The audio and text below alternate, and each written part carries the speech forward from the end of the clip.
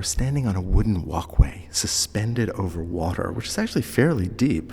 Well, this is a well, after all. We're looking at a beautiful monument by Claus Sluter called the Well of Moses. Now, it got that title fairly recently. It was originally known as the Great Cross. But of course, the cross is no longer here. So let's give this a little bit of context. Well, a lot of things are no longer here, right? This monument stood in the middle of a cloister surrounded by the cells of Carthusian monks, the rooms where they would meditate. And this cloister was in a monastery established by Philip the Bold, the Duke of Burgundy.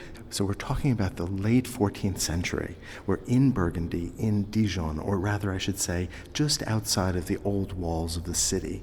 And this was a place that the Duke had commissioned in order that monks could continuously say prayers over his soul. It also was intended by Philip and became his burial place and the burial place of his family. It's important to remember that the Carthusians are a closed society. That is, they dedicate themselves entirely to solitary prayer. What better environment to ensure the salvation of your soul for eternity? Well, it's interesting that Philip the Bold, the Duke, actually seems to have really loved the Carthusians.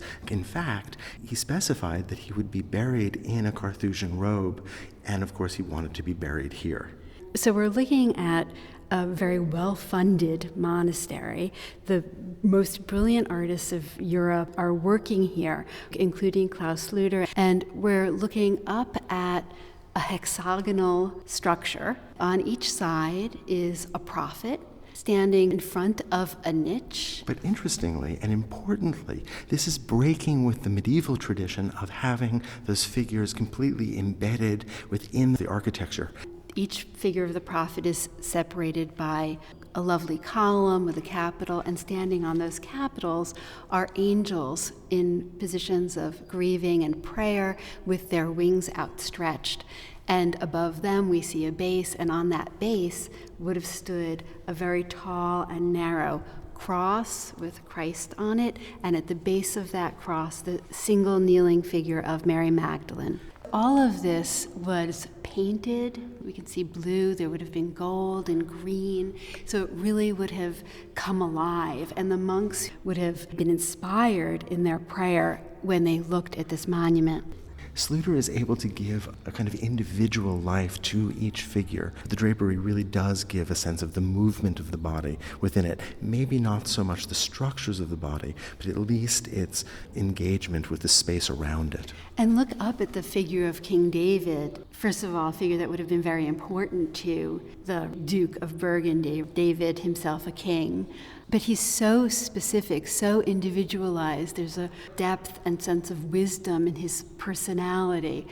There's a recent suggestion that that figure next to King David, who is the prophet Jeremiah, is also a portrait of Philip the Bold. And in fact, if we look at contemporary portraits of Philip, they look awfully similar. They do. Moses is looking out past us, above us, as a seer, but Zachariah looks down and almost offers us his prophecy. But also challenges us, challenges the monks that would have lived with this sculpture.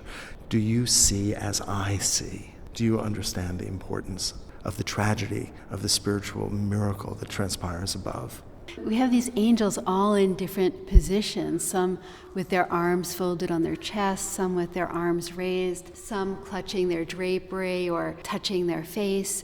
There's a depth of emotion in the figures of the prophets and a real depth of emotion in the angels, all of which I think would have been inspiration to the monks. That's important to remember. I mean, here we are at the well, the center of life of the monastery. The monastery itself was meant to continuously pray for the soul of the Duke. So in some ways, this sculptural group of what we now call the Well of Moses was the engine in the center of the monastery that was meant to power, in a sense, inspire the prayer of the monks. It is one of the most spectacular late medieval sculptures that certainly I've ever seen.